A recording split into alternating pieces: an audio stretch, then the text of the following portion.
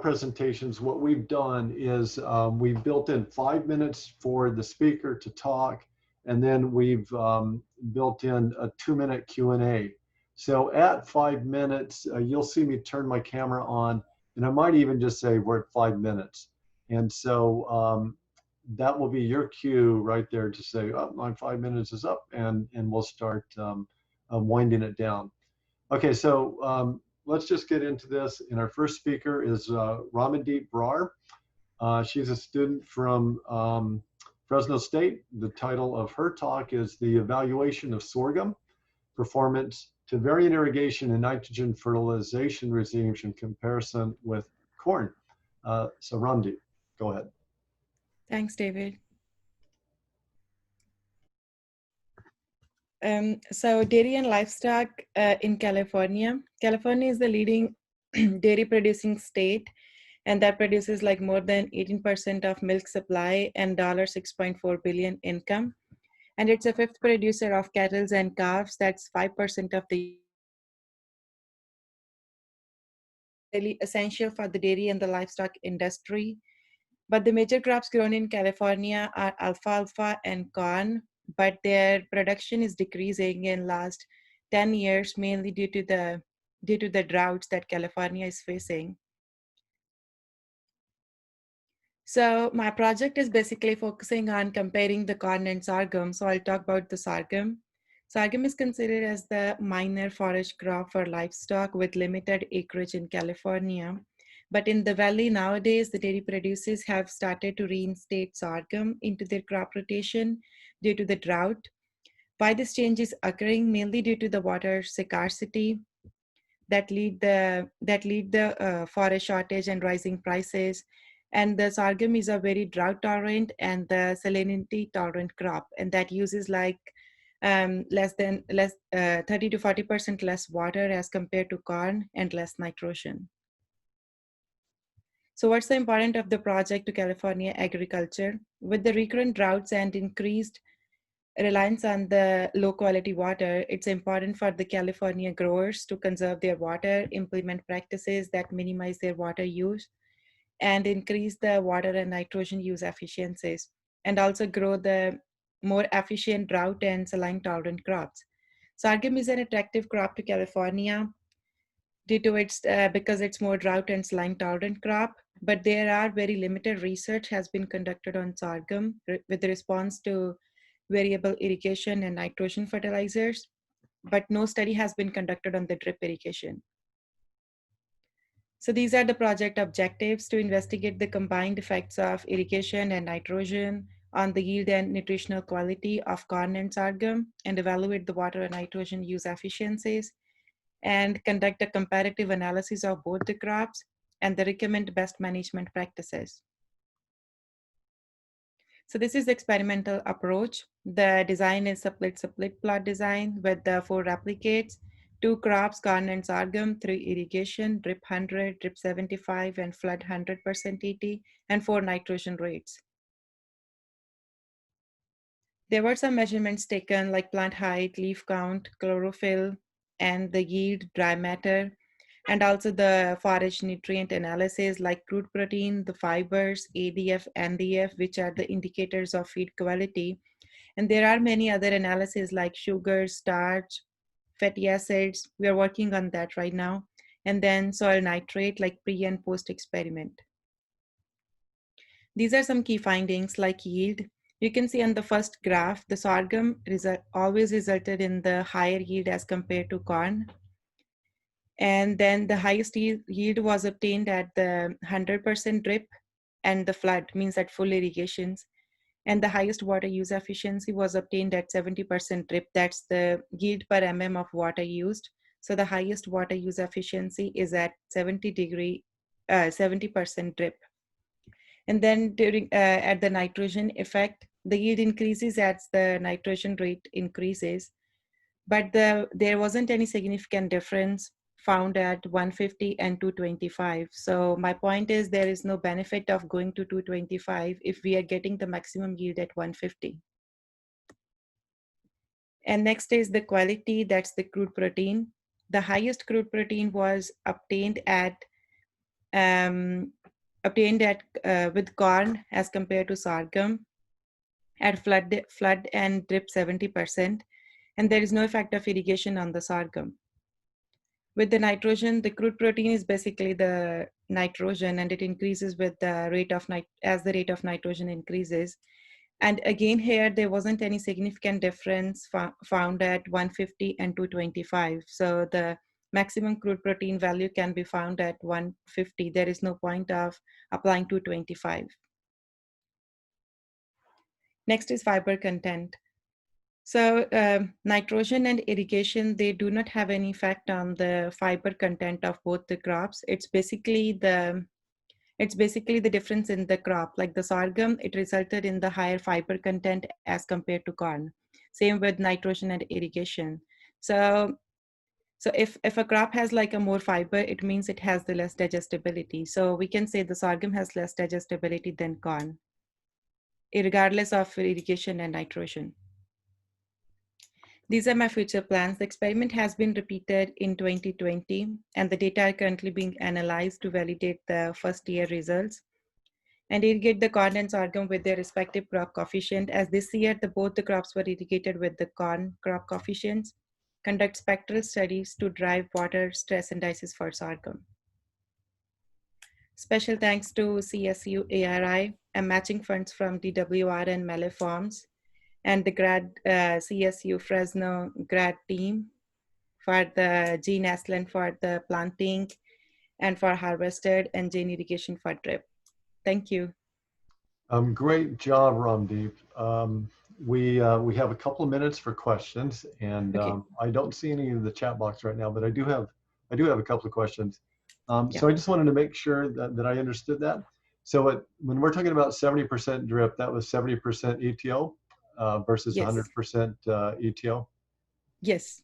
Yeah, and the in almost every aspect that you showed us in your graphs, sorghum outperformed corn, and at a fraction of the nitrogen. So and it's more digestible. So the question is, did we know all along before we started this, or at least suspected, that sorghum was going to be environmentally and in every aspect a better crop than corn? And why aren't we growing it? Yeah, so we do know like it needs less water, like 30% less water as compared to corn. Like we can skip irrigation. And we do know that, and that's like a really good fit for California. But the only doubt was like the forage quality, because the sorghum has more fiber as compared to corn, and the animals, they can't digest a lot of fiber like lignin and cellulose, because they are difficult to digest for them. So basically this is the main difference between corn and sorghum, only the quality.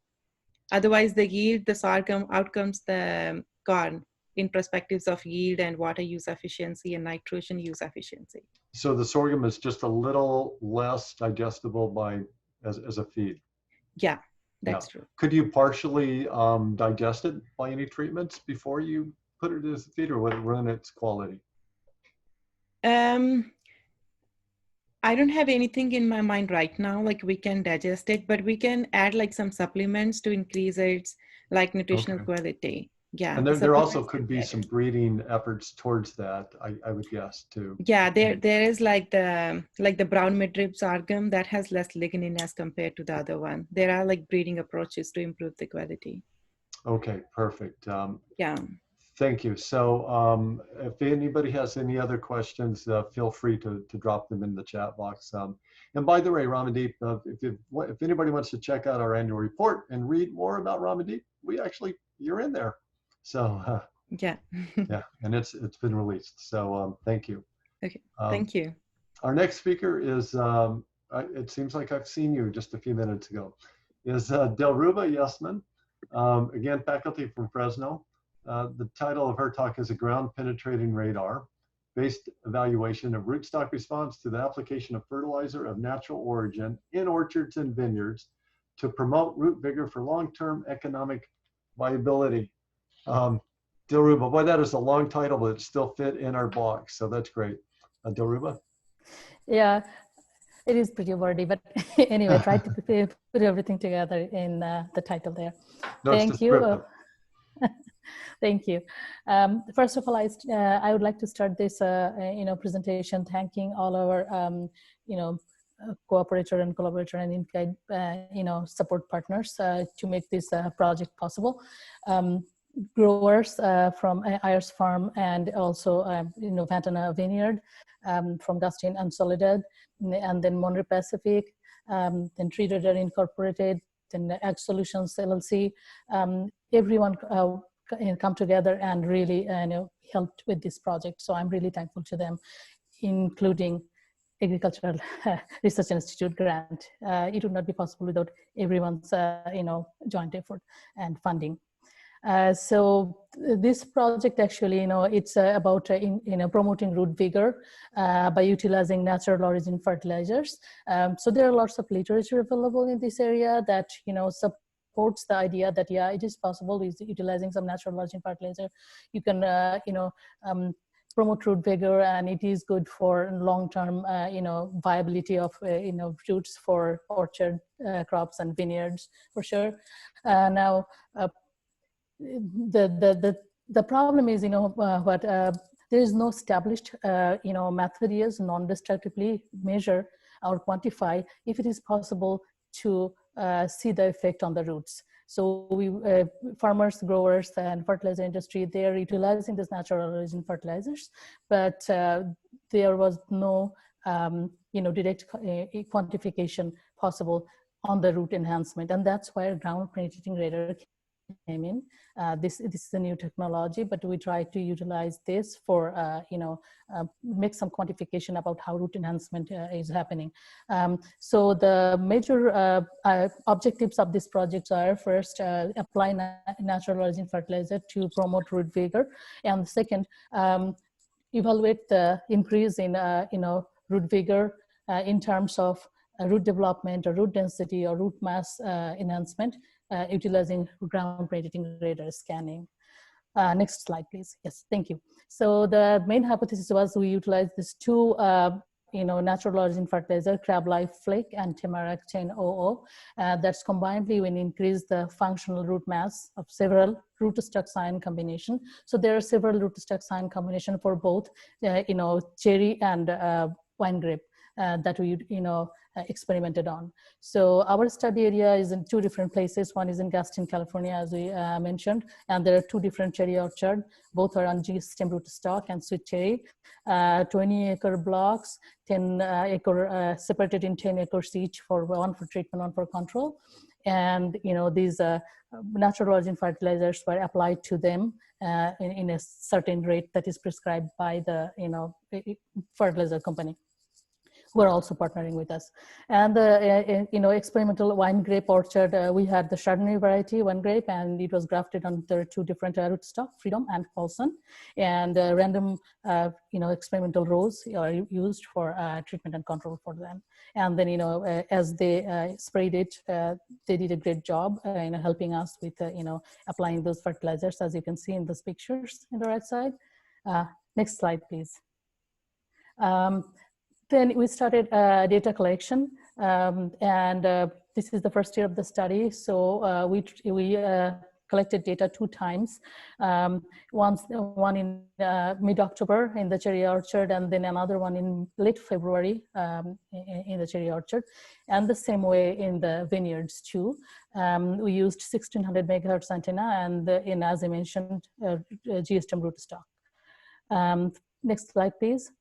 For the vineyard also, we used the same 1600 megahertz antenna and also similar time range in around mid to late October and then February, 2 scans in the first year. And also, on the both, rootstock with the same wine grape variety. Next slide, please. Now, the preliminary result of this study shows that for out of the 2 cherry orchards, one of the orchard where actually the natural origin fertilizer treatment was applied 2 times shows some positive indication, like the root density, as you can see in the first treatment scan pictures. this is called auto-detect results. It shows that root density is higher than the control in trees. Even though this is a very small sample, we took a lot of data. It's just wanted to show some sample here. So this is for one orchard, but it's not consistent. This result is not consistent for the other one. Please, next slide. For vineyard, actually, we saw that for one of the rootstock, freedom, it showed that in the second scan, it showed that the root density is kind of better than the control scans. So we assume that natural origin fertilizer probably acted on it.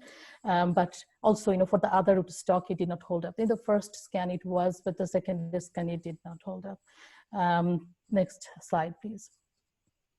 So now from this first year scanning, we are thinking that we have to get more and more data. We're considering this data as the baseline, and we're going to continue scanning next years onwards to see that if these results holds up and we see some enhancement in root mass or root density. And also we are thinking that collecting some reference data about those orchards and vineyards in terms of tree vigor, stress level of the plants, disease history, and variability, overall variability of the orchard, so that we can make better interpretation of the data.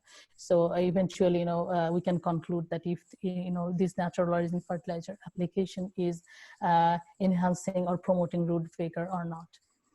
Thank you. That's pretty much it. Okay, we have a question, maybe time for one question. I don't see any coming into the chat room. One quick question. So you showed how many roots that you detected. Do you have any idea how many you might have missed? Well, actually, we did repeated scan. That's why, we thought that pretty much the shallow roots that we tried to, we used a specific antenna 1600, which is just, goes as deep as 18 inches. So within the 18 inches, this is for, also we have the sizing, algorithm. So it is not detecting any large roots for cherry for sure. So we know that some of the large roots are going to be missed, and then only the small size roots are going to be detected. So the second scan, actually, and the first scan to second scan, we can see some comparison, and then we can see that how much root has been detected. So far we are under the assumption, because we did some field validation study earlier, that probably not we are not missing any roots, but if it needs, over time, we can do some, field validation in those spots to validate the results. Yeah. Okay. Thanks so much, Dilruba. Interesting work using that technology.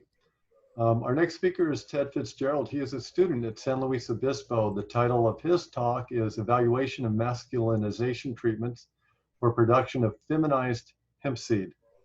Ted. Thank you, Dr. Still. So hemp is naturally dioecious, meaning that the female flowers and the male flowers occur on separate plants. The plant is typically a short day crop, meaning that the flowering cycle is initiated as the days get shorter and the nights get longer. But in the trials we did, we used autoflower cultivars, day neutral, meaning that they flower irrespective of the day length. When a farmer is cultivating hemp in a field or greenhouse setting, it is crucial to only have females in the field or the greenhouse to avoid any unintentional pollination from a true male plant. In a natural population of cannabis plants, there will be approximately 50% female and 50% male, but breeders have come up with methods to produce feminized seed that only produce plants with female flowers. This is done by hormonally converting a female plant to produce pollen that could then fertilize other female flowers. Most of the breeders today are using a chemical called silver thiosulfate, and there's been a lot of recent developments with feminized seed and the cannabis pollen storage that has brought to light a lot of potential for this crop. California is currently a hotspot for cannabis and hemp seed production and breeding. If we look at the overall registered acres for hemp in 2019, it was just above 32,000, and in 2020 that jumped up to 50,000. That's only registered acres, not grown, but that shows how much demand is increasing for farmers. There's a shifting industry and environmental regulations in terms of breeding practices. which make it difficult for breeders to finalize their own methods and practices as of now. So seed certifying agencies like the California Crop Improvement Association are still determining how to address these different breeding practices, because silver does pose a lot of issues, and more agencies are coming up with ways to address those issues. Next slide, please. So the current practice of feminized seed can be detrimental and environmentally harmful to the environment if the silver is not adequately collected and disposed of properly. The industry needs alternatives that are just as effective as silver thiosulfate, but that are also environmentally friendly. So the objectives of this research were to investigate alternative methods of feminized seed production, as well as assess the viability and storage potential of the pollen that was collected. To give you an overview of the experiments, we sprayed the plants with different treatments or treatment combinations in a randomized complete block design. We then assessed the degree of masculinization by using a categorical scale established in the literature to determine what degree the flowers converted from female to male. We then would collect the pollen upon release from differing plants and germinate it in a sucrose agar solution that was also found in the literature to assess its viability. At the same time, we would split up the pollen into 3 different aliquots per treatment and store the pollen at different temperatures to evaluate short-term pollen preservation at these 3 different temperatures. Displayed above in these 2 photos, on the left is a plant that was sprayed with silver thiosulfate, the industry standard, and on the right was a plant sprayed with amino-ethoxyvinyl glycine, AVG, which has shown to be very compatible in terms of masculinization and subsequent pollen production. Based on the preliminary results, we found that silver thiosulfate consistently outcompeted other masculinization agents in terms of pollen output and dispersal. In this video, you can see a plant that was sprayed with silver thiosulfate, releasing thousands, if not hundreds of thousands of pollen grains with a single flick. But the plants treated with amino-ethoxyvinyl glycine, AVG, closely rivaled the plants treated with STS for pollen production. But we're just wrapping up the field trials now, and we're moving into a greenhouse to assess the compatibility of the 2. So the treatments with gibberellic acid, 1-methylcyclopropene, and cobalt nitrate caused inferior masculinization. And it was important to note that botrytis was a huge pathogenic pest on these masculinized plants. So it was important to narrow the pollination window to avoid any botrytis spread. Next slide, please. So when we collected the pollen, we bring it up to the post-harvest lab on campus and assess the viability using this germination media. There's a lot of considerations going into assessing the viability, like the time of collection and the ambient weather conditions. The sterility of the collection materials were also an important note. Here you can see a video time lapse that was 3 hours, reduced to 25 seconds of the pollen tube growth. The sterility of the collection materials and the materials collected were a huge problem that we had to face. We had to avoid all botrytis spores in our samples to avoid contamination to get reproducible results. Another important consideration was the media conditions upon incubation, namely the temperature and consistency of the media for reproducible techniques.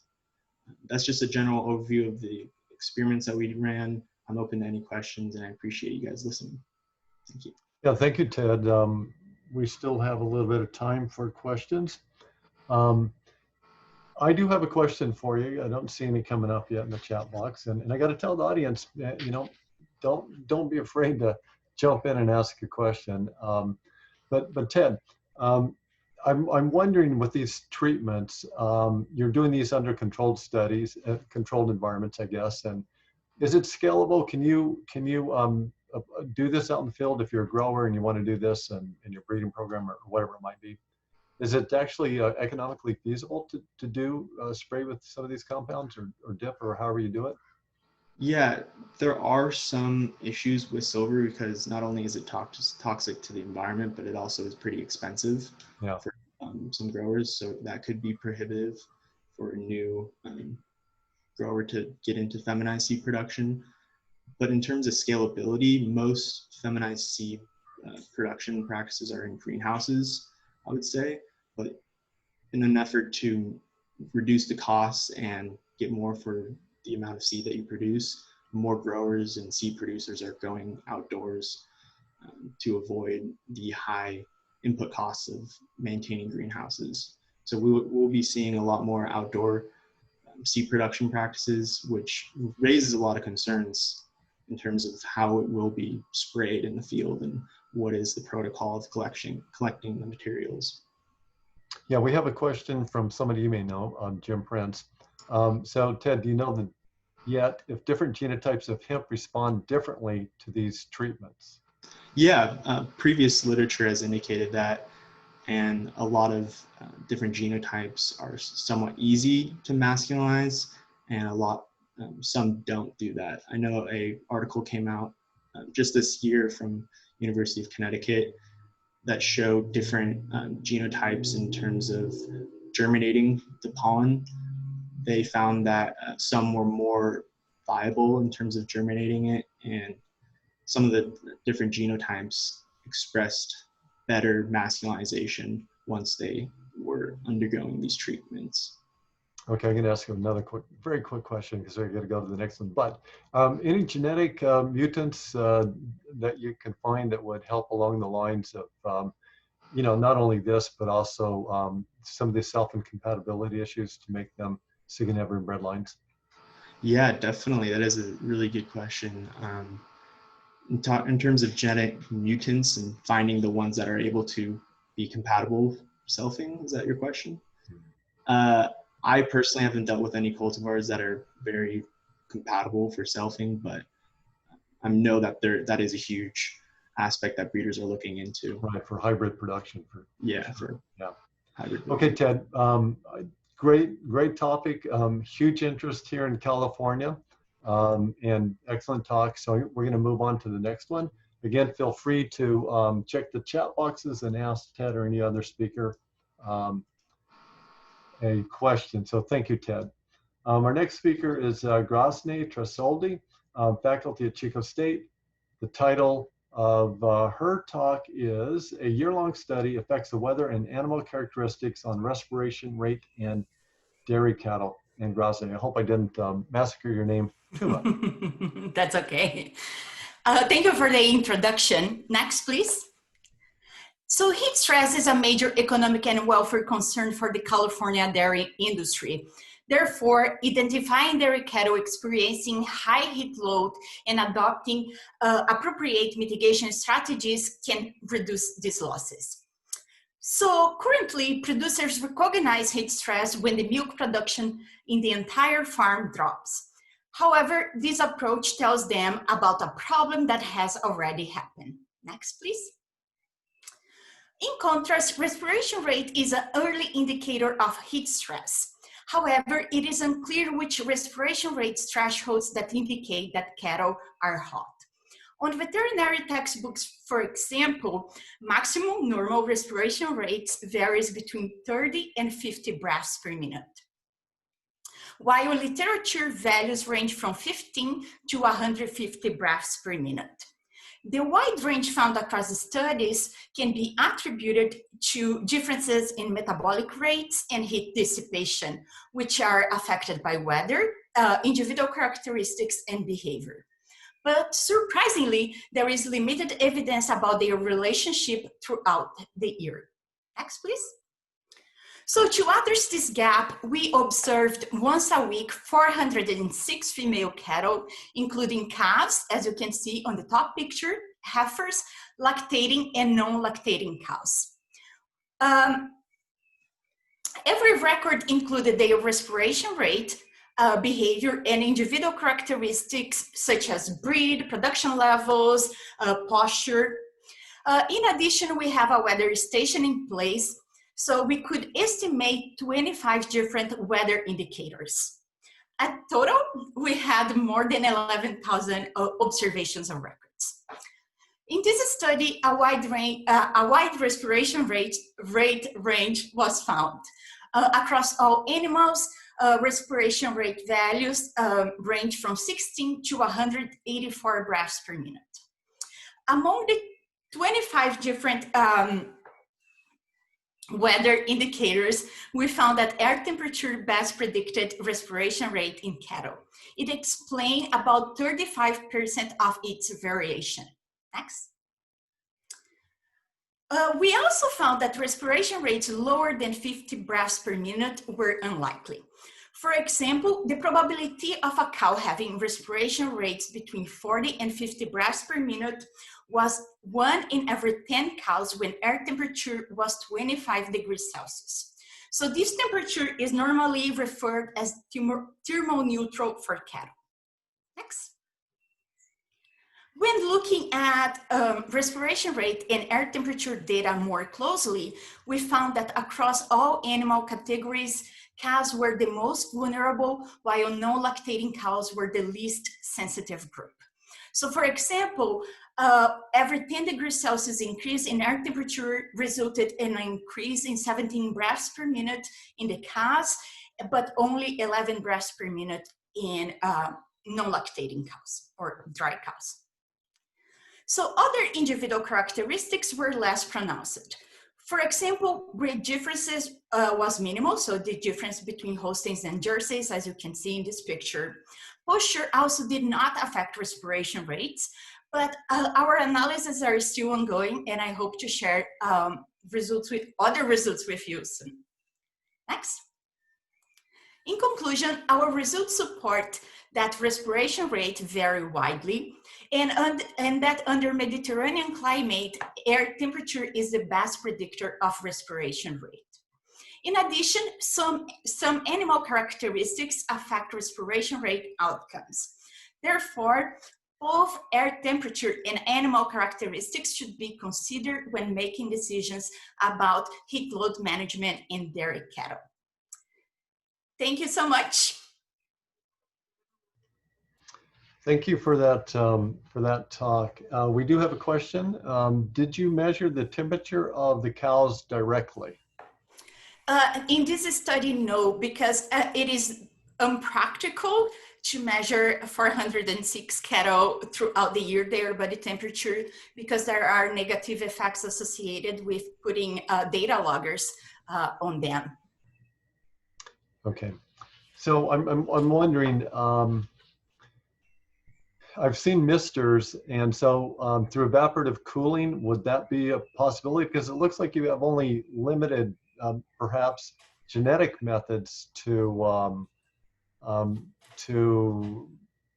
go in terms of changing the respiration rate and dealing with heat loads. Mm-hmm. Definitely. So this afternoon, my student is gonna talk a little bit about soakers. Usually okay. we refer to soakers because they turn on and off, right? Misters, they have fine droplets and they are on for the entire time. Yeah. But definitely for California weather, the soakers are the most effective way to cool cattle. And that ties up with this morning's topic about water, right? My research has investigated a lot of ways to try to reduce water use for cooling, but that is another topic, and I can talk more about it another time. But that's definitely this evaporative cooling reduces respiration rate in cattle. But the problem with that, it is that the problem, not the problem, but we were doing all these experiments and we were getting respiration rate values, but we couldn't know, is this normal? It is this abnormal, right? So we didn't have something to compare. So that's why this led me to this study. I thought, okay, I gotta figure out about these respiration rates, right? Because we just have information about them during the summertime. So we don't know what is normal for cows in other times of the year. No, I think that's fascinating. I think that there's definitely some of the genetic diversity and seeing what that physiological spread in the populations would be interesting to look at that data and see where this could go. So thank you for your talk, and we look forward to hearing a little bit more about this in the afternoon. So Thank you so much. Thank you everyone for listening.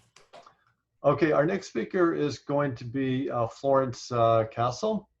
And let's see if you could start your video. Florence is the name of her talk. She's at the Cheek. You have to do it, David. Sorry, because I tried, but I can't. Okay. Oh, there you are. So Florence is a faculty member at Fresno State University. The title of her talk is Lysometric Determination of Crop Water Requirements for Onions. So Florence, go ahead. Thank you very much, David. So before starting, though, I want to point out that this project has been a multidisciplinary effort with our long-term colleague at CSU Monterey Bay, the USDA, and the University of California. Next slide. So we have heard a lot about water issues, and we all know that we have a scarcity of water supply in our state that has greatly impacted our agriculture, and those have been exacerbated by the recurring drought that the state has faced. So we really need to conserve water and figure out ways to efficiently manage our resources. And that requires that everyone, and growers in particular, adopt management practices that can optimize irrigation efficiency at the farm level. And we can do that by implementing a schedule that will allow us to predict water requirement pretty accurately, and by looking at when to apply water and how much to apply based on the growth stage of the crop. Next slide. So these predictions are particularly critical for crops like vegetables, which are very shallow rooted, so they are highly susceptible to water stress. They also tend to be over-irrigated, which can of course lead to a loss of water, but a leaching of nutrients below the root zone that can lead to the groundwater. And we also know that very few growers usually use any mean of determining water requirement for irrigation scheduling. So our project has focused mostly on vegetables because California is the leader producer in the country. And particularly recently, we have looked at onion because we don't have too much data available for onion in a drip irrigated system. Also, California produces a lot of onions, so we use a lot of water to grow the crop. And being shallow rooted, we really have to conserve and manage our water efficiently. Next slide. So in order to determine the crop water requirement, we looked at the measurement of crop evapotranspiration. And evapotranspiration is really the transpiration of the plant along with the evaporation from the soil surface. And in this project, we use weighing lysimeters to measure evapotranspiration. Here you see on the right-hand side a picture of a lysimeter. It's really a large soil tank into which we grow a crop. And that tank sits on a scale. And with the scale, we can measure the changes in the weight on an hourly basis. And those changes are related to the evaporation of the crop. So in our system, we also had another lysimeter which measure the evapotranspiration of a reference crop, which was the grass. And those help us to derive crop coefficients, which are used in irrigation scheduling. So in the picture here, you see our crop lysimeter. This is the blue arrow, and the green arrow would be the grass lysimeter. And at the site, we also had a CIMI station to measure the reference ET. Next slide. So our site was at the UC field station in 5 Point in Central California.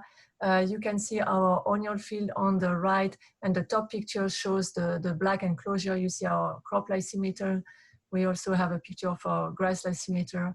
And our colleagues at Monterey Bay also installed a surface renewal station in our field to measure the energy component of ET. And we also took some measurement of fractional ground, fractional ground cover using an infrared camera. And our objective was to relate this measurement with KC, our crop coefficient. Next slide. Here are some of our results. The left graph shows the crop ET throughout the growing season. We found that the demand for the crop for the particular season that I'm showing here was about 620 millimeters with a peak of about 8 millimeters per day. The middle graph shows the reference ET that we got with both the CIMIS station and the grass lysimeter. And by combining these two data, we derived the crop coefficient curve that you see on the right-hand side, the orange curve. And we found that the peak KC during the season was about 1, which was lower than what is traditionally reported. And that could have been due to the fact that we are using a drip irrigated system that has a lower evaporative component. Next slide. So now once we got our crop coefficient, we also wanted to compare those with another measurement, which was the ground cover. You see some infrared pictures that we took throughout the growing season. You can see how the canopy is expanding over the season. It reached for this particular crop about 45%. So by looking at the relationship between the KC values and the ground cover, we obtained this very good agreement between the two parameters. And that tells us that ground cover could be used as a measure to infer KC, and it's a much easier parameter to obtain than the crop coefficient. So that's something that growers could be looking at. Next slide.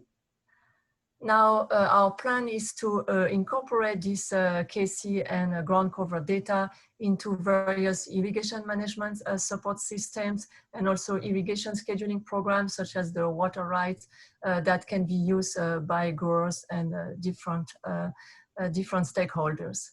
And our future plan are to really continue this research and looking more at more drought-tolerant crops and saline-tolerant crops. And we are going to initiate another study on sorghum. Actually, we just heard about sorghum, so it's really a plant that's gaining interest in the state. Next slide. So in closing, I would like to acknowledge the CSU-ARI for funding the project and NASA for matching fund and personnel at the UC and the CIT, the Center for Irrigation Technology, who really helped us, and Olam and Gen Irrigation for donating their time and equipment. So thank you. Great, Florence. We do have a little bit of time for questions, and I will ask a question. So that's fantastic data, and look at how well the cover estimation of cover correlated with that. Does it always happen for all of the crops, or is this just kind of peculiar with onions? Yeah, it happens. So you usually, we usually have a very good agreement for a particular growing season. And actually, Forrest and Lee did some similar studies and they found the same thing. Now, what is little bit more difficult is if you combine several years of data and try to develop a curve, the agreement is not as good because you have a lot of factors with the variety and so on. So combining a data and getting an estimate for the future for all types of crops or varieties might be more difficult. But for a particular year, if you just look at a single year, then you always get very good agreement, yeah. So really, okay, so I don't want to take up too much time, but and we have a question, but let me, sorry, I may have to ask you the question later. Let's ask Rich's question. Does planting date affect the relationship between FC and KC? The planting date is going to affect the shape of the curve. Like if it's going to, if you plant early, it's going to flatten that KC curve. Later, well, I mean, expand, not flatten, but expand it. Versus if it's like the late season planting, then you tend to have a shorter growing season. So the curve is like more, it is going kind of. It's a sharper curve. Like sharper shape, yeah. But the relationship between, it won't affect so much the relationship between KC and the ground cover. It's more going to affect the KC itself. Okay, so just very quickly to follow up. So even if we have the same amount of ground cover, let's say with an onion variety, and you have two different varieties with the same ground cover, they may have different ET rates, I guess. Is that what you're saying? Because there's substantial variation based on cultivars of varieties. Or is that just a function of how much vegetation, above ground vegetation you Well, have? it's mostly so far what we have found is mostly a matter of the vegetative part, like the canopy, how much foliage there is. Yeah. Okay. Now, onion is a very different crop. You know, the canopy of onion is very different from other crops. So it's really hard to relate. It's like very straight. It doesn't have much cover. So if I had a green lettuce variety and a red lettuce variety, that's certainly different reflectance values. That might also affect. Yeah, but here we are looking at just the cover. You know, we are not looking at the color really. Okay. It's just coverage on an area basis. Yeah. Okay. Of course, you and I could talk about this all day, but the rest of the audience is waiting. Thank you, Florence. Okay, thank you, Dave. So our next speaker is Justin Medina. He's a student at Cal Poly Pomona. And the title of his talk is Genotypic Effects on Carbon Assimilation in Lettuce Grown Under Limiting and Non-Limiting Nitrogen. Justin? Good afternoon, everybody, and thanks, Dr. Still, for that introduction. So lettuce is cultivated on 206,000 acres in California year-round. In California alone, lettuce brings in $2 to $2.5 billion annually. To ensure the sustainability of the lettuce industry, lettuce cultivation practices and the crop itself must be adapted to a changing climate. Next slide, please. There are known environmental impacts of applying excess nitrogen fertilizers to farmlands. Nitrogen that is not taken up by the plant can leach into groundwater, run off into bodies of water and cause eutrophication, or volatilize into the atmosphere as nitrous oxide gas. In fact, nitrous oxide gas is a very potent greenhouse gas. One molecule of nitrous oxide gas has a global warming potential of 265 molecules of carbon dioxide. Next slide, please. What is known and what we have previously observed was that there exists a strong relationship between nitrogen and plant biomass. This relationship is that high nitrogen, N, equals high photosynthesis, and high photosynthesis equals high biomass. Nitrogen is required for plant growth. Next slide, please. Through breeding, we can improve the nitrogen use efficiency of lettuce. Nitrogen use efficiency, or NUE, is the ratio between the amount of nitrogen taken up by the plant and the amount applied as nitrogen fertilizer. Improving the nitrogen use efficiency of lettuce will reduce the environmental impacts of lettuce cultivation. By reducing the environmental impacts of lettuce cultivation, we can ensure the sustainability of the lettuce industry. Next slide, please. We hypothesize that there exist genetic materials that display high photosynthesis coupled with low leaf end concentrations. To address this problem, genetic materials were screened from a population of 162 genotypes. The screening process included obtaining leaf nitrogen concentrations and identifying the high and low leaf end concentration phenotypes, the top and bottom 5%. Next slide, please. Here is a frequency distribution of lettuce grown in the field under limiting nitrogen, with leaf nitrogen concentration on the X and observed frequency on the Y. Low leaf end concentration phenotypes were identified from the bottom 5%, and high leaf end concentration phenotypes were identified from the top 5%. 5 genotypes from the low and 5 genotypes from the high were selected for the experiment.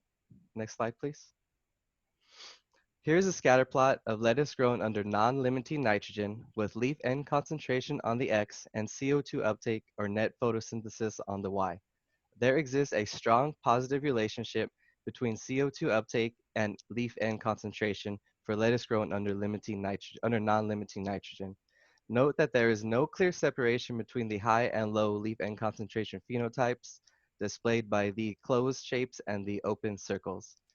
Next slide, please. Here's a scatter plot of lettuce grown under limiting nitrogen with leaf end concentration on the X and CO2 uptake or net photosynthesis on the Y. There exists a very weak negative relationship between CO2 uptake and leaf end concentration for lettuce grown under limiting nitrogen. Here we have the low leaf end concentration phenotypes lumped on the left, and here we have the high leaf end concentration phenotypes lumped on the right. There is a very distinct separation between the high and low leaf end concentration genotypes for leaf end concentration. There were some low leaf end concentration genotypes that had equivalent rates of photosynthesis to the high leaf end concentration phenotypes. However, they accomplished this with lower leaf end concentrations. Next slide, please. So in the image above, we can see that with increasing nitrogen left to right, there is an increase in biomass. The goal of our research is to move away from the typical plant response shown by our elite cultivars to limiting nitrogen. Our cross selections offer materials that don't respond typically to being grown under limiting nitrogen. And our results indicate that if we select for high photosynthesis under limiting nitrogen, we can improve growth with less nitrogen inputs. Next slide, please. So special thanks to my advisors, Dr. Still and Dr. Bobich.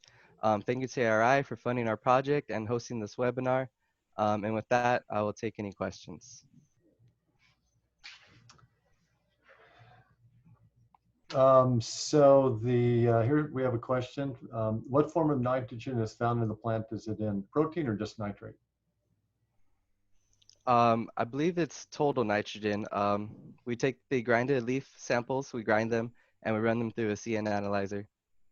And most of it turns out that it's in nitrate, and most of it's about well, the vast majority of it would be over there in the chloroplast to help photosynthesis. So there's why you have a direct relationship between photoassimilation and how much nitrogen. But yes. yeah, and I think the point that we heard earlier in another talk is that with sorghum and maize, people are generally putting on too much nitrogen. Maybe the same thing could be said with lettuce, but we do know that all of the lettuce cultivars that are being grown right now, they don't do well under low nitrogen. They weren't bred for that. So it's again gearing things up for the future. So do we have any other questions? No. Okay, so if anybody has any follow-on questions, just put a question in to the chat box and Justin can reply a little bit later. But Justin, great job. Thank you. Our next speaker is Gabriel Dididoff Pardo. He's a faculty member at Cal Poly Pomona. The name of his talk is the development of a biopolymeric coating based on zein and polysine to extend the shelf life of avocados. Gabriel. Thank you, Dr. Still, for the introduction. Next slide, please. So why avocados? Well, the sale of avocados over the last almost 20 years has grown from 2.71 million metric tons to 6.4 million metric tons. And not only that, $2.6 billion worth of avocados were imported to the United States in 2018, and $392 million worth of avocados were produced here in our country. And out of those $392 million, 350 were produced here in California. So California alone produces around 90% of the avocados that are both consumed and exported here in the United States. Next slide, please. And the problem with avocados, as with other climateric fruits, is that once they reach their climateric peak, and a climateric fruit is one that ripens while once it's already harvested, after they reach this climateric peak, they start to decline in quality, and that peak doesn't last long. And this is due to an increase in respiration rate. This is due to the production of ethylene, but the increase in respiration rate, moisture loss, and of course the breakdown of the cell wall by pectinases. So basically the avocados start to be too soft, it darkens, and it also loses moisture. Next slide, please. One way to control this is to apply coatings on the fruit, and these coatings can help reduce the gas exchange, both water vapor and oxygen. Also, one of the advantages is that they can actually be added with an active component, such as an antioxidant or an antibacterial, antifungal, and they can be biodegradable, because when we are talking about avocados, another issue is the presence of anthracnose disease, which is that disease that actually causes the avocado to become darker. Next slide, please. So the main objective of this research was to compare the shelf life of avocados that were coated with zein nanoparticles, and zein is a protein found in corn, is a main protein found in corn, which is a hydrophobic protein. So it's soluble in ethanol, but it's not soluble in water. And by a process that is called antisolvent precipitation, we were able to create nanoparticles. So we were able to actually have the zein dispersed in water. And we also added polylysine, which is an antimicrobial peptide from fermentation. And we compare that with avocados with no biopolymeric coating. The way we coated the avocados was basically simply dipping the avocados in these suspensions twice. So this is the shelf life study plan. And as you can see, it's pretty cumbersome. We actually simulated, as you can see in your left hand side, we simulated industrial storage conditions for 3 weeks. So that's conditions on the refrigeration, and then retail or household storage conditions at ambient temperature for another 3 weeks. And we compare different treatments, but due to the lack of time, I'm going to just focus on the one that is the same polylysine coatings compared to the control. Next slide, please. I'm going to talk about four main results. The first one is that after the 21 days of ambient storage, as you can see here, the avocados with the coating lost significantly less weight than the ones compared to the control. And this is mainly due to the hydrophobicity of the zein that prevents the water vapor migration. Next slide, please. Also, the respiration rate, due to this, the zein being able to prevent the exchange of gas, was reduced. And this is related to the next slide, please, in which you can see that the texture of the avocados that were coated was firmer after those 21 days of storage. So was significantly firmer. Next slide, please. And then we selected the best 2 treatments, including this with zein and polylysine, and we inoculated avocados with the anthracnose disease, sorry. We inoculated with coletritricum. And we saw that the severity, both the disease incidence, so the lesion marks, and also the severity was significantly lower with the avocados coated. And this is because polylysine is a cationic peptide that actually disrupts the cell wall of fungi and bacteria, in this case, fungi. Next slide. So I just want to wrap up and finish by acknowledging Franciela. This presentation is her thesis presentation. It's part of her research presentation. So she deserves all the credit, and she also conducted, of course, all the experiments. Hannah Lee and Haley Lam, they were undergraduate research working on this project. And my co-PIs, Dr. Melano and Dr. Wei-Jin Lin, Henry Avocados, Melano and Company for donating the avocados, and of course the ARI for supporting this research. And if you have any questions, next slide, please. If you have any questions, please keep this slide, because these are with the actual coated avocados from the study. Yeah, thank you, Gabriel. Some of those look pretty good to eat. Some of them not as good, but I do have a question. So you're coating these with a polymer that's hydrophobic, and so that's going to put up some sort of another layer of impermeability. I'm wondering if it affected the after ripening process, or maybe even the flavor or the texture as a consequence of that. Okay, so the next steps for this research would be to actually conduct a proper sensory evaluation that we didn't conduct due to the lack of resources and time. But I can tell you that we did taste the avocados, again, not formally. And by day 15, the control avocados were not edible anymore or not appealing, while the coated avocados, we did eat them and they tasted good. Oh, okay. And so, but this wouldn't be something like, but maybe you're thinking about this as well. This wouldn't be something like once you slice this avocado to stop the browning or oxidation that occurs.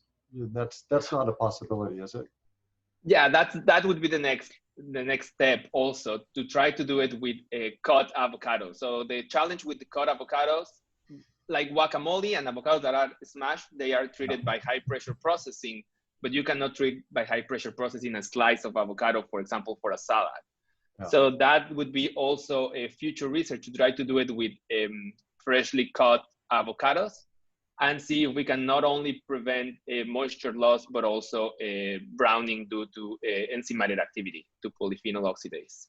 Mm-hmm. Okay, one quick question from Alex. Gabriel, how much do we understand the degradation of these coatings? Could the degradation products permeate inside? Oh, so the migration from the coating into the avocado? Yeah. Well, we did not study that, of course. These are pretty big molecules. We are talking about peptides and protein. So I do not expect a lot of migration of, it's not like a small molecule additive that can easily migrate. And the degradation of these are, I don't believe it happens. There's no enzymatic activity on the coat of the avocados, at least nothing that we were able to really see. So I wouldn't think the migration would be a problem. And then on the other hand, these are all edible GRAS compounds. So both are generally recognized as safe by the FDA. But so they would be edible. Even the compounds that you're dissolving the polymers in, that's yes. floatable. Okay. Yes. Yeah, we wouldn't dare to put a compound that it's not a GRAS. There you go. These are also considered edible coatings, not only biopolymeric. Okay, perfect. Thank you, Gabriel.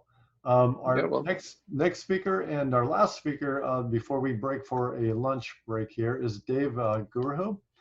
And I just covered it up with the window. He is a faculty member at Fresno State, and the title of his talk is The Effect of Interjection Irrigation on Soil Nitrogen Cycle Gene Communities. So you're going to be mixing a lot of different topics in here. So Dave, go ahead. Thank you very much, Dr. Still. And you're right, we're going to be mixing a lot of topics here because I think, I don't know if you picked this on purpose to be the last talk, but it kind of includes all a lot of the talks that we've heard before in terms of the factors that are affecting our research here. Indeed, it was on purpose. You've heard this before and you've seen this from today. But the important thing about this slide right now, if you look at what's affecting water use in agriculture, this slide number one talks about the growth in the top point. Number one talks about the growth in population, and then you see that would lead to urbanization and the use of water and diverting water from agriculture. And then this dictates that water use in agriculture needs to be more efficient and conservation. And then we come down to the very low level now where we're basically looking at the water in the root zone and see how we can optimize that water and the efficacy. As you look at it historically in terms of using water, right, we would get water that would go from a flood irrigation system to all the way very drip irrigation system. So the next logical step is to see how we can optimize that water that's actually being delivered into the root zone. And some of you may have been familiar with fertigation. So adding fertilizer was one option. But now we've started to look at the option of actually aerating that water within the root zone such that we can have a slurry mixture of air and oxygen water within that rhizosphere. And we like to refer to that as plow without actually plowing, because that's the kind of concept you're trying to look at. The trademark name for it here in the US is called ejection irrigation. The Australians refer to it as oxygation. And basically, as was referred to in the initial earlier talk by Chaitanya, It's the injection of air bubbles into that root zone and trained in the water. Next. So our research, the big scale is, again, we've been looking at optimizing water and nitrogen, nutrient use efficiency in vegetable production. And as you look at that schematic down there, you'll see that we've had different approaches, and a lot of these different approaches have been actually funded by ARI grants. And if you come down to the very end there where we see the air ejection, if you just click on the slide once, you'll see that lit right. So basically where we are is down at this level where we've had different vegetables that we looked at, and we're trying to optimize the water use efficiency. And now in terms of the nutrient, we are focusing on nitrogen. And when you look at it, because of the complexity of nitrogen, the fact that you're actually having an aerated versus a non-aerated environment in that root zone is also going to impact on the nitrogen rate. Next. So if we look back at the number of studies, this air ejection study initiated way back in 2000 with the first piece of work looking at something at CIT with a pepper crop, where we wanted to just look at how the yield was affected by in the proof of concept with the ejection. So we progressed over those many years, acknowledging that yield and quality of fruit have been influenced by this aerated water. And the two that I have in blue there and red, water and fertilizer use efficiency and soil microbial activity, where we are actually heading now. And the current ARI grant actually looks at both of those components in that we're looking at yield and quality based on different fertilizer rates, as well as the soil microbial activity, which is the piece I am going to speak about now. Next. And if you just put this basic slide back up of a nitrogen cycle, you know, people spent their entire career looking at nitrogen dynamics. And it was interesting to see in all the previous talks, we had different approaches of how we would address it. And I really was very pleased to see that similar results are being found by people who are finding that we are actually probably over utilizing nitrogen fertilization rates. And Dr. Steele, you asked a very good question coming to the end. I think it was either the prior speaker, the one before, and you asked something about what form of that nitrogen, whether it's the nitrate ammonium or even the proteinaceous form that we're starting to consider if maybe that amino form is playing a part there. But the main take-home message here that I wanted to, question that I wanted to ask on this nitrogen cycle is the fact that those nitrate and ammonium components are really dictated by the relative amounts of oxygen that might be within that root zone. So go to the next one, please. So based on that, we wanted to quantify the relative proportion of genes that might be known to be involved in that nitrogen cycle that might be influenced by the relative amount of oxygen or air, as opposed to, and in relation to how they make that forms of ammonium and nitrate available. So we had fields that had been exposed to aerated conditions and non-aerated conditions, this ejection with the berry tape, for more than 5 years. And we decided that we were going to grab samples from these at different points along the irrigation line to take a look and see if we can quantify this matter. These genes, DNA material. Next. So again, the approach was, it's twofold. The experiment here is that we have some collaborators up in Canada who are actually is part of this project where they have been doing the PCR and genes sequencing. Since we've started this project, we think we can start having that ability to do some of that work here at Fresno. So maybe the next phase of the project, we'll start looking at some of that work. But basically the assays were done here, and then the material to be gene sequenced was actually sent up to Newfoundland in Canada. And I wouldn't go through the whole protocol for two reasons. One is in the interest of time, and two is my grad student knows more about this than I actually do, right? So the goal is to try to identify these genes. And next slide, you will see some of the major gene types that were identified. And here, these genes that are listed on for their role were probably the ones that are mostly ones that are either involved in nitrogen nitrate reductase or ammonia oxidation, nitrogen fixation.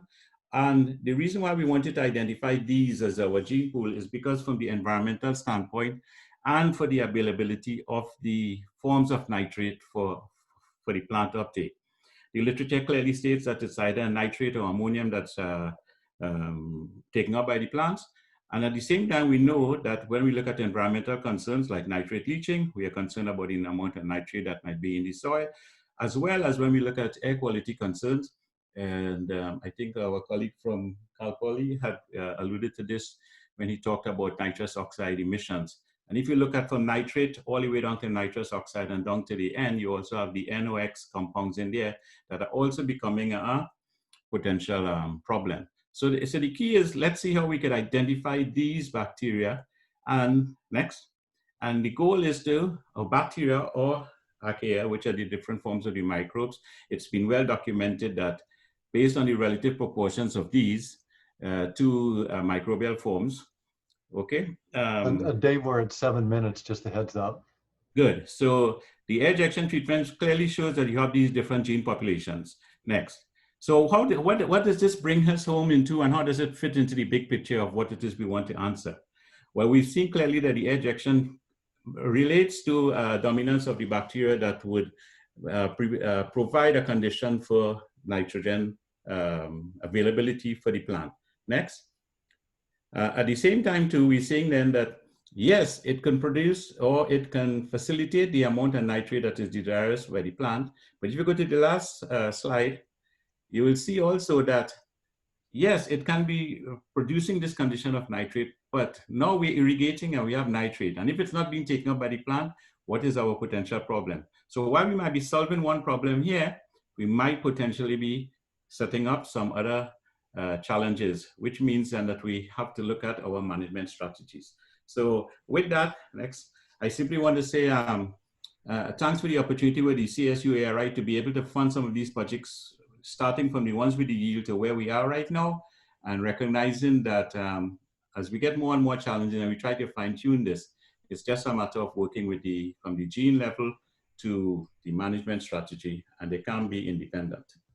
Thank you. Dave, thank you. That's really great. I know we're a little short on time, but we're going to take a break. But I do have a question, though, for Dave. So this is fantastic. There's a lot of things that we talked about today, starting with Cindy's talk earlier this morning. You know, anybody that works with nitrogen fertilizers, and you got to start talking about soil health and that soil microbial activity and that relationship with what's going on there and with your plants.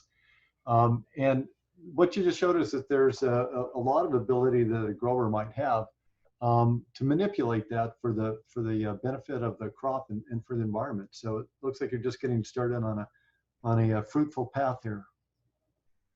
Well, you know that buzzword that you says, when I was looking at this project and starting to think about the next project, the concept about soil health, you know, it's just exploding now into this whole realm of, you know, the next generation of research, you know, directed to that. And I think that, you know, just to you know, come back and highlight the reason for the ARI research, I think that's one of the advantages of the ARI research and the applied research, that we can just branch off in all these different sections. Yeah, that's right. So if you get an idea, you can track it down. But you know, we see the same sort of thing in lettuce. I think that if we look at every one of our crops, that will probably be finding the same thing. I think part of that interesting discoveries in front of us will be how to manipulate the soil for our benefit, but also finding the genotypes that are interacting in the rhizosphere with specific communities to extract that nitrogen in a usable form and bind it so it's not being lost through nitrous oxides or leached out in nitrates and so forth and so on. So very interesting work, and there's a few of us in the CSU and in the state here looking at soil microbial work and metagenomics and that sort of thing. So we might talk about putting a panel together in that fashion for next year. Do we have any other questions? Here's one real quick from Rich. So, and he asked, so aeration will increase ammonium conversion to nitrate and may result in leaching. Very good question. If the last slide I had, the line that was written in red, it actually says that yes, we might have nitrate, but with judicious management of our water or our irrigation, we can mitigate that leaching potential. Because remember, for leaching, there's going to have to be two things. You have to have a source of nitrate that's going to be leachable, and secondly, your media or water, which is going to carry that leachate. So the way to address leaching is you don't have to maybe address both problems. You could just knock one of the linkages out, either good water management, so you don't have extra water that's going down to past the root zone, or you make sure that you don't have extra nitrogen that's going to be converted to nitrate. So the question that you asked from ammonium to nitrate, yes, but that's always going to be the challenge. And just to enhance that question, the same thing's probably going to have with the potential for nitrate up into the atmosphere if you now end up having too much of water, so you create an anaerobic condition. But very challenging question. That's why it's more research needed. Thank you. Yeah, so thank you. And then also using these, not everybody's going to have all of these sensors in their fields to say, I've gone down too far with my water, or we've got a waterlogged soil here. So this is where those crop management models come in, knowing the soil, and Sharon can talk a lot about that. I want to thank Dave, thank you. And I want to thank all of our panelists for this morning. From the water panel, I want to thank Nicole from the Faculty Mentoring and Student Success, everybody in the lightning session and the oral session. And I think that, so for example, Dilruba was in the lightning and the oral, significantly more challenging getting down to your message in 2 minutes, significantly. So great challenge. We'll probably see it again next year. So we're going to take a break. We will be back at 1 o'clock sharp. Secretary Ross will start speaking on the impact of COVID-19 on California agriculture, and then we'll follow that up with an industry panel, and I know some of those folks are already logged in. So we'll see you. We'll just take a short little break,